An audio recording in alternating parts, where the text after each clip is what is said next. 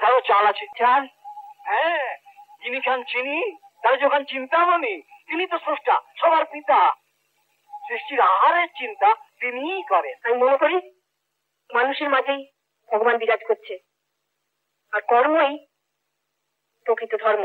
তুমি মার উপযুক্ত সন্তান, তোমার কথা না শোনেন। তুমি মনে করে যাতে করে আমি ভোটে জিততে পারি তার একটা ব্যবস্থা তোমাকে করে দিতে হবে বাবা। কি আপনি মানে শুনছো? কিছু বলবে? ঘরে চাল বাড়ন তো।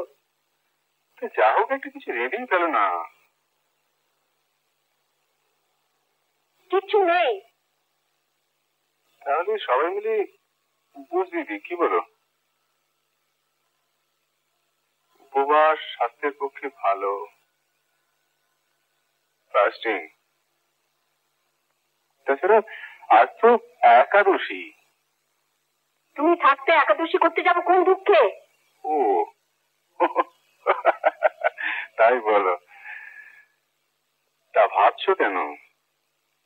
এখন কি হয়? দুবেলা ঘন্টা নিয়ে কোনোদিনও কিচ্ছু হবে না। রাগ করো না বিন্দু, সবই মায়ের ইচ্ছে। জীব দিয়েছেন যিনি, আহার দেবেন তিনি। তোমার নীতি মেনে চললে বড় জোর 3 মাসের ব্যবস্থা হবে। বাকি 9 মাস? বাকি 9 মাস কাটে পূর্ণিমা, একাদশী, অমাবস্যা করে। একটা মাত্র সন্তান, তাকে মানুষ করে তোলা, ভালো মন্দ দুমুঠো খাওয়ানো তো দূরে কথা, অন্তত একটু নুমাতে যদি। মন প্রাণ দিয়ে মাকে ডাকো, দেখবে সব ঠিক হয়ে গেছে। কতদিন আর এক কথা বলে সান্ত্বনা দেবে? 3টে মাত্র পেট, তাও যদি চালাতে না পারো, দয়া করে তোমার ওই নীতি কথাগুলো আর শুনিও না।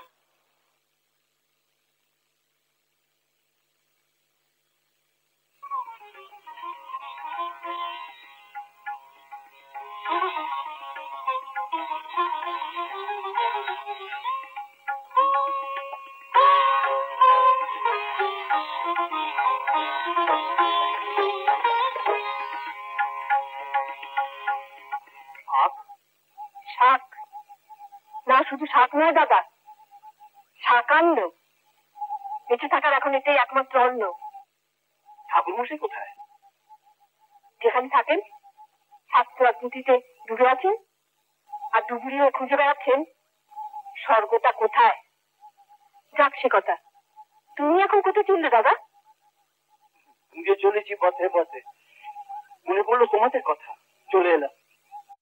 মহাশক্তির খোঁজ তুমি কোনোদিনও পাবে না দাদা। তোমাকে দেখলে বড় কষ্ট হয়। ছিলে ডাক্তার আর হলে ওই দাগি, তাই না? তুমি নেই মানো, ঠাকুরমশাই আছে মানে। আমার মনে হয় এই দ্বন্দ্বের মধ্যেই উত্তরটা খুঁজে পাবো। আজকে ধরে থাকো, চাল আছে। চাল? হ্যাঁ, যিনি খান চিনি, তার যখন চিন্তামণি, তিনি তো স্রষ্টা, সবার পিতা। সৃষ্টির আহারের চিন্তা তিনিই করেন। তাই? হ্যাঁ, সবাই তাই বলে না? ধরো, চাল আছে, ধরো, রান্না করে রাখবে, আমি তো খাবো, আমার জন্য বসতে হবে না। চলি, হ্যাঁ।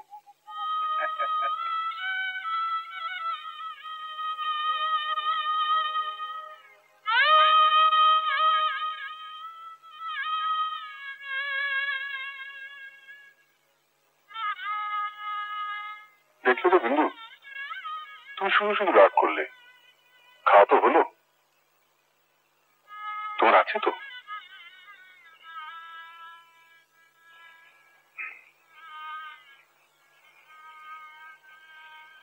আচ্ছা বাবা, হ্যাঁ, তুমি তো ভালো সংস্কৃত জানো, কোন স্কুলে পণ্ডিত বসেই হলে না কেন? তাহলে তো আমাদের এত কষ্ট থাকতো না। কিন্তু কি করবো বল, মাঝে আমারই হাতে পুজো চান। কিন্তু বাবা, আমার মায়ের কি বড় কষ্ট। তোর মাকে বল না আমার মাকে মন প্রাণ দিয়ে ডাকতে, তাহলে দেখবি কোনো কষ্টই আর কষ্ট মনে হবে না। এতদিন তো তাই করলাম, ফল কি হলো?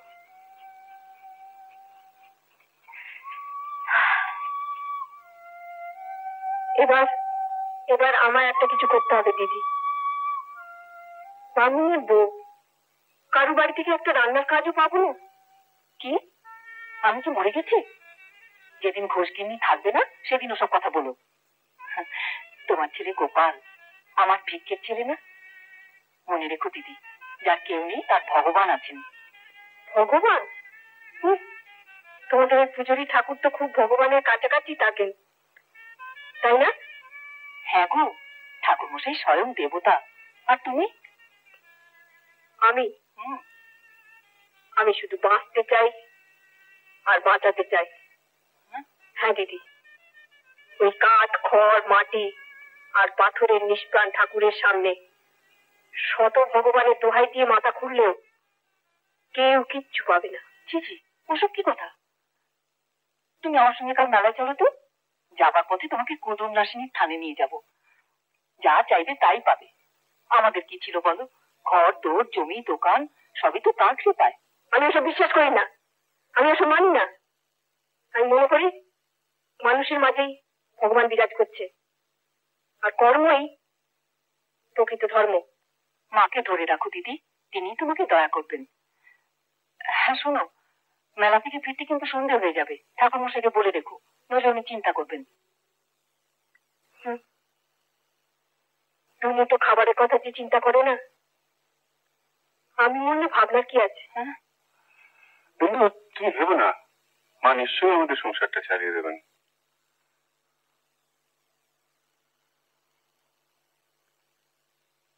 বাবা হরি,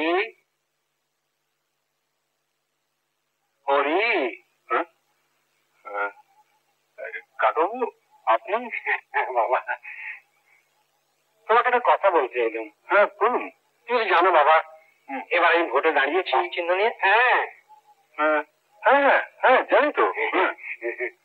তুমি মায়ের সেবক, 5খানা গায়ের লোক তোমাকে একনিষ্ঠ, সৎ, শাস্ত্রজ্ঞ ব্রাহ্মণ বলে জানি। আমাদের কি একটু ব্যবস্থা করে দিতে হবে বাবা? বলুন, আমাকে কি ব্যবস্থা করতে হবে? তুমি মার উপযুক্ত সন্তান, তোমার কথা না শোনেন। তুমি বলে করে যাতে করে আমি ভোটে জিততে পারি তার একটা ব্যবস্থা তোমাকে করে দিতে হবে বাবা। কি আপনি মানে জিততে পারলে মায়ের ঋণ জোড়া পাটা দিয়ে শোধ করে দেবো বাবা। ঠিক আছে, মাকে বললে মা নিশ্চয়ই একটা কোনো ব্যবস্থা করে দেবেন।